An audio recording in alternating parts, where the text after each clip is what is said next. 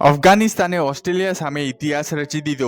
જી હા મિત્રો, આજે એક બહુ જ ઐતિહાસિક મેચ થઈ ઓસ્ટ્રેલિયા વર્સેસ અફઘાનિસ્તાનની વચ્ચે, જ્યાં પર પહેલી ઇનિંગ્સ દરમિયાન પેટ કમિન્સે ફરીથી એકવાર હેટ્રિક લીધી અને તે T20I વર્લ્ડ કપના ઇતિહાસમાં 2 હેટ્રિક લેનાર પ્રથમ બોલર બન્યા છે અને આ તેમણે બીજી વાર લગાતાર કર્યું છે। છેલ્લી મેચ જે તેમની બાંગ્લાદેશની સાથે થઈ હતી તેમાં પણ તે હેટ્રિક લીધી હતી અને કાલે અફઘાનિસ્તાનની સામે પણ તેમણે હેટ્રિક લીધી। હવે આ સ્ટોરી હતી પહેલી ઇનિંગ્સની, પરંતુ બીજી ઇનિંગ્સમાં કંઈક એવું થયું જો કે આ ઐતિહાસિક ક્ષણને પણ ઢાંકી દીધી અને તે એ છે કે અફઘાનિસ્તાને 149 રન્સ ડિફેન્ડ કરીને ઓસ્ટ્રેલિયાને હરાવી દીધી પ્રથમ વખત અને હવે આના કારણે પૂરી ટુર્નામેન્ટ ખુલી ગઈ છે, કારણ કે ઓસ્ટ્રેલિયા સંભવિતપણે નોકઆઉટ મેળવી શકે છે, કારણ કે હવે તેમની પાસે 2 પોઈન્ટ્સ છે અને આગળની મેચ તેમની ભારતની સામે છે। તો જો ભારત ઓસ્ટ્રેલિયાને હરાવી દે છે અને અફઘાનિસ્તાન બાંગ્લાદેશને હરાવી દે છે, જે કે બહુ હાઈ ચાન્સીસ છે, તો ભારત અને અફઘાનિસ્તાન ક્વોલિફાઈ કરી જશે અને ઓસ્ટ્રેલિયા બહાર ફેંકાઈ જશે। અને આ મેચ વિશે વાત કરતા ગુલબદીન નાયબ, જો કે